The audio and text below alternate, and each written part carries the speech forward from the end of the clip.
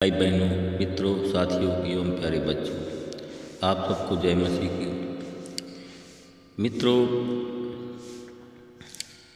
आप सब लोग कैसे हो? अच्छी तरह से हो, कुशल से हो? मुझे पूरी आशा है, पूरा विश्वास है कि आप सब लोग अच्छी तरह से कुशल से हैं, स्वस्थ हैं, फिट हैं, क्योंकि परमेश्वर आपके साथ है। मित्रों, आज भोर के समय मैं फिर आप लोगों के सामने उपस्थित हुआ हूँ। मैं आज सबसे पहले वचन बताऊंगा, फिर आप लोगों के लिए प्रार्थना करूंगा। परमेश्वर, इस वचन के द्वारा परमेश्वर आपका उद्धार करेंगे। इस वचन के द्वारा परमेश्वर आपको बचाएंगे। परमेश्वर इस वचन के द्वारा आपके विश्वास को बढ़ाएंगे। और इस वचन के द्वारा मित्रों, जो परिणाम होगा वह होगा आपका संपूर्ण उद्धार। मित्रों, क्या आप लोग संपूर्ण उद्धार चाहते हो? अगर आप संपूर्ण उद्धार चाहते हो तो हमारे इस प्रार्थना को एंड तक सुनते रहें। परमेश्वर आपको संपूर्ण उद्धार अवश्य दिलाएंगे। मित्रों, जो मैं वचन लेकर आपके आज आया हूँ, रोमियो की पत्री 10 अध्याय का 10 वचन है। मैं इस वचन के द्वारा बात करूंगा, इसी वचन के आधार पर प्रार्थना करूंगा, आप आशीषित होंगे। रोमियो की पत्री 10 का 10, जब मनुष्य जब हृदय से विश्वास करता है तो उसका परिणाम धार्मिकता होता है, और जब वह मुंह से अंगीकार करता है तो उसका परिणाम उद्धार होता है। मित्रों, आप लोग विश्वास के साथ में परमेश्वर को अंगीकार करें।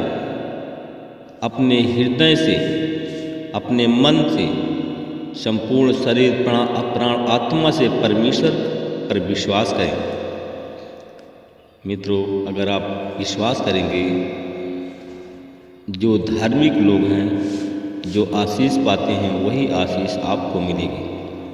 जब अपने मुंह से परमेश्वर को अंगीकार करेंगे तो आपका उद्धार होगा। मित्रों, क्या आप लोग संपूर्ण उद्धार चाहते हैं? अगर संपूर्ण उद्धार चाहते हैं तो हमारे प्रार्थना में आप लोग एंड तक बने रहें, और इस वचन के द्वारा परमेश्वर आपका उद्धार करेंगे। और अपने विश्वास को बनाए रखें। अगर संपूर्ण विश्वास को बनाए रखेंगे तो परमेश्वर आपको आशीषित करेंगे। अपने पापों का पश्चाताप करें और परमेश्वर को अंगीकार करें। यीशु ने फिर दृष्टांतों में कहा, स्वर्ग के राज्य की तुलना एक राजा से की जा सकती है, जिसने अपने पुत्र के विवाह का भोज दिया। उसने भोज में आमंत्रित लोगों को बुलाने के लिए अपने दास भेजे, परंतु उन लोगों ने आना नहीं चाहा। फिर उसने अन्य दासों को यह कह करके भेजा और कहा, अतिथियों से कहो, देखो, मैं विवाह भोज कर चुका हूँ। मेरे बैल, पाले हुए पशु, मेरे मित्रों, मेरे पाले हुए पशु और गाय, दूध, घी, मक्खन, सब कुछ आपके सामने प्रस्तुत है। और भोजन 12 प्रकार का बना हुआ है, सब कुछ भोजन तैयार है। विवाह भोज में जाओ। उसने कहा कि विवाह भोज में सब लोग आओ, परंतु उन लोगों ने, मेरे भाई और बहनों, साथियों, परंतु उस भोज में आने के लिए कोई न उसकी बात को सुना, न कोई तैयार हुआ, और अपने अपने मार्ग में अपने अपने रास्ते में चल दिए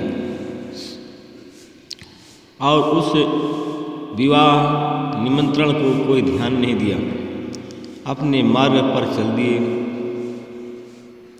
कोई भाई अपने खेत को चला गया तो दूसरा अपने व्यापार को चला गया, और जितने शेष बचे थे दास उन लोगों को पकड़ा और उनके साथ में दुर्व्यवहार करके उनको मार डाला।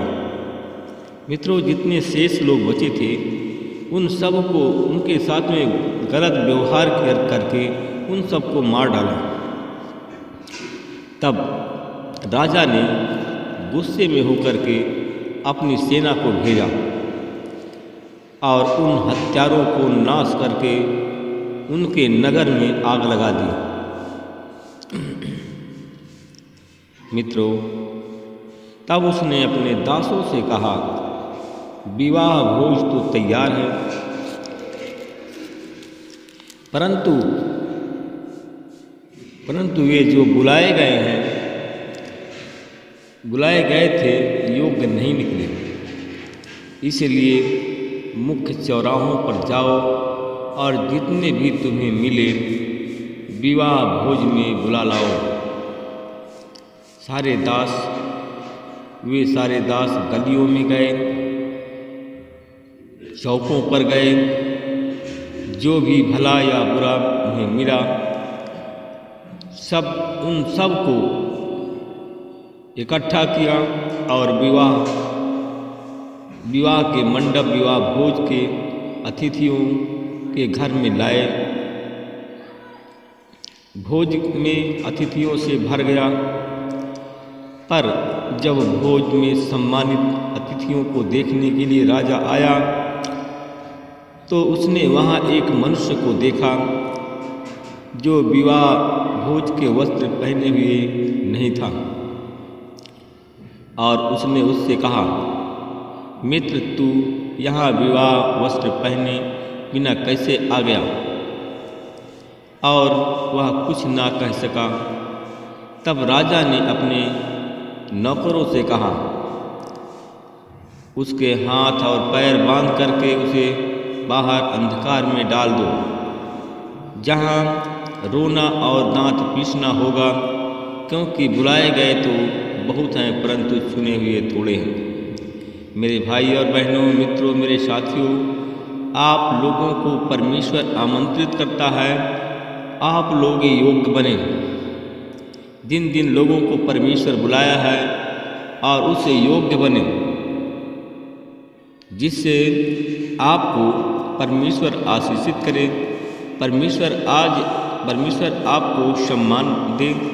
ऐसा ना हो कि आपके पास में आप आमंत्रित भोज में जाओ और आपके पास में वह वचन ना हो, पश्चाताप ना हो और आपको वहाँ दंडित किया जाए, इसलिए कि आपका उद्धार ना हो सके। मित्रों, अगर आप लोग उद्धार चाहते हैं तो अपने पापों को अंगीकार करें, क्षमा मांगें और उस योग्य बने, उस चुने हुए लोगों में से एक बन जाएं, जिससे आपको दंडित ना किया जाए, आपका उद्धार हो सके। इसलिए कि पापों का पश्चाताप करें और धन्यवाद की परमेश्वर को बलि चढ़ाएं। अनुग्रहकारी दयालु पिता परमेश्वर, प्रभु यीशु मसीह, मैं आपका धन्यवाद करता हूँ, फिर आपके चरणों में आ रहा हूँ। प्रभु जी, आपने पूरे रात भर हम सबको बचा के रखा, सकुशल संभाल के रखा, रोग बीमारियों से बचाया। हम आपका धन्यवाद करते हैं। प्रभु जी, हम आपसे विनती प्रार्थना करते हैं, उन भाई बहनों के लिए प्रार्थना करते हैं जिन भाई हमारे बहनों का विश्वास और भरोसा अटल है, उनके जीवन में बहुत याद की आशीष हो। जिन भाई बहनों का विश्वास भरोसा अटल है, वो सारे लोग चुने हुए लोग हैं। जो लोग भरमाने वाली आत्माओं के चक्कर में हैं, जो परमेश्वर के वचन पर नहीं चलते हैं, उनके घर में रोना पीटना मचा हुआ है। मैं ऐसे परिवार को देखता हूँ परमेश्वर पिता कि उनके घर में रोना पीटना मचा हुआ है, पति पत्नी में लड़ाई झगड़ा है, पिता पुत्र में लड़ाई झगड़ा है, माँ बेटी में लड़ाई झगड़ा है, भाई बहन में लड़ाई झगड़ा है, मैं ऐसे परिवार को देखता हूँ कि जिनका नाम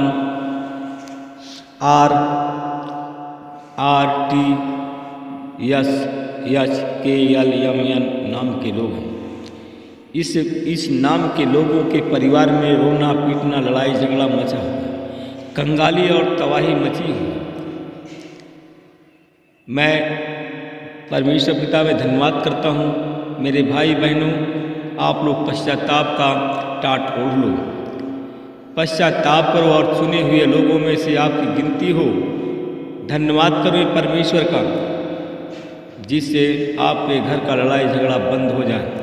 मैं धन्यवाद करता हूँ परमेश्वर पिता, ऐसे परिवार के लोगों के लिए मैं प्रार्थना करता हूँ जिनके घर में रोना पीटना लड़ाई झगड़ा मचा हुआ है, उनके घर में प्रभु आपकी शांति आ जाए। मैं धन्यवाद करता हूँ परमेश्वर पिता, मैं ऐसे परिवार के लोगों के लिए प्रार्थना करता हूँ जहाँ पर शैतान शांति को छीन लिया है। एक नहीं, दो नहीं, 3 लोग बीमार हैं। रोना चिल्लाना और लोग करा रहे हैं। शैतान हलचल मचा दिया उस परिवार में। मैं ऐसे परिवार के लिए प्रार्थना करता हूँ परमेश्वर पिता, शैतान के हर एक चाल को हम यीशु के नाम से नाकाम करते हैं, शैतानी शक्तियों को नष्ट करते हैं। मैं धन्यवाद करता हूँ भाई बहनों के लिए प्रार्थना करता हूँ जितने आज बीमार लोग इस चैनल में जुड़े हुए हैं। अगर पश्चाताप की प्रार्थना करते हैं, विश्वास और भरोसे के साथ में प्रार्थना करते हैं, तो उनकी चाहे जो भी बीमारी हो यीशु मसीह के नाम से चली जाए और वो लोग चंगे हो जाए। मैं धन्यवाद करता हूँ। मैं ऐसे लोगों के लिए प्रभु जी प्रार्थना करता हूँ जिन लोगों के पास में कोई संतान नहीं है, उन पर मैं संतान की आशीष बोलता हूँ और यीशु मसीह के नाम से ब्लेस करता हूँ। मैं ऐसे परिवार के लिए प्रार्थना करता हूँ परमेश्वर पिता, जो हमारे भाई बहन हमारे चैनल में जुड़े हुए हैं। मैं उन लोगों के लिए प्रार्थना करता हूँ सरकारी नौकरी, सरकारी जॉब के लिए, ग्रुप डी रेलवे के लिए प्रार्थना करता हूँ परमेश्वर। लेखपाल के लिए प्रार्थना करता हूँ परमेश्वर पिता। बीडीओ के लिए प्रार्थना करता हूँ। IAS, PCS, PSC के लिए प्रार्थना करता हूँ। जिन जिन लोगों ने परीक्षा दिया है आज वो सफल होने जा रहे हैं, उनका नाम है ATHSRD नाम के लोग हैं। ये लोग, इन लोगों को सरकारी नौकरी, सरकारी जॉब मिलने जा रहा है। मैं प्रभु जी इसके लिए धन्यवाद करता हूँ कि इस प्रार्थना को मैं उद्धारकर्ता यीशु के नाम से मांगता हूँ।